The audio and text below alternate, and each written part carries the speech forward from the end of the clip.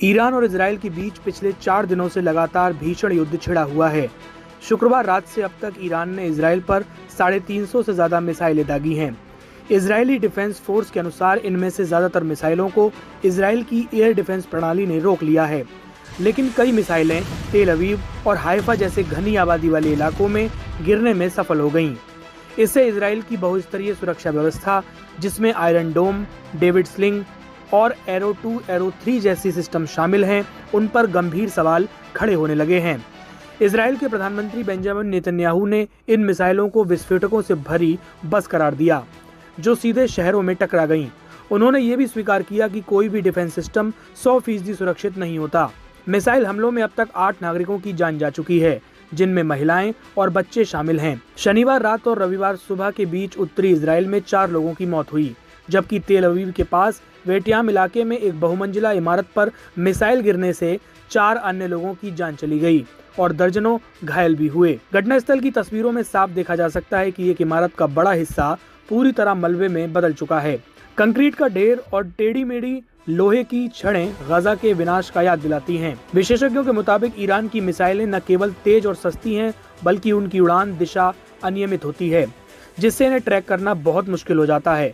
इस युद्ध से इजराइल की सुरक्षा रणनीति को गंभीर झटका लगा है। वहीं अंतर्राष्ट्रीय समुदाय की चिंता भी बढ़ चुकी है। अमेरिका और यूरोपीय देशों ने दोनों देशों से संयम बरतने की अपील की है, लेकिन अभी तक कोई ठोस समाधान नहीं निकाला गया। ये संघर्ष अब केवल 2 देशों के बीच की लड़ाई नहीं, बल्कि पूरी दुनिया के लिए एक रणनीतिक चेतावनी बन चुका है। रिपोर्ट्स के मुताबिक ईरान द्वारा दागी जा रही मिसाइलों में से करीब 10% इजरायली एयर डिफेंस को चकमा देने में सफल हो रही हैं। ये आंकड़ा वैश्विक सुरक्षा विशेषज्ञों के लिए बहुत चिंताजनक है, क्योंकि इजराइल की एयर डिफेंस प्रणाली को अब तक दुनिया में सबसे मजबूत और आधुनिक माना जाता है। लेकिन ईरानी हमलों ने ये स्पष्ट कर दिया कि जब बैलिस्टिक और हाइपरसोनिक मिसाइलों की बात आती है, तो दुनिया का कोई भी डिफेंस सिस्टम पूरी तरह अचूक नहीं होता। बैलिस्टिक मिसाइलें ध्वनि की गति से 5 गुना तेजी से उड़ान भरती हैं, जिससे इन्हें इंटरसेप्ट करना मुश्किल हो जाता है। इजराइल की डेविड स्लिंग प्रणाली, जो बाइबल की डेविड और गोलियत की कहानी से प्रेरित है, इसे खासतौर पर ऐसे खतरों से निपटने के लिए विकसित किया गया है।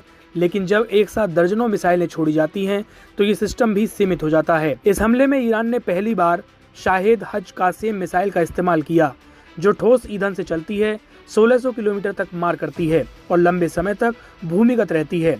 इसकी हाइपरसोनिक गति इंटरसेप्शन होने को और ज्यादा कठिन बना देती है। अगर इजराइल के आयरन डोम की बात करें, तो ये 4 से 70 किलोमीटर तक की दूरी से आने वाले रॉकेट को मार गिराता है।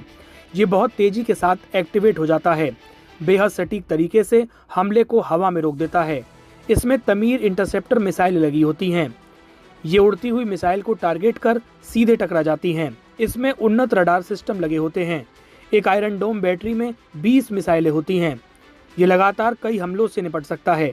इसकी सफलता दर 90% है, यानी 10 में से 9 मिसाइलें इससे नहीं बच पाती।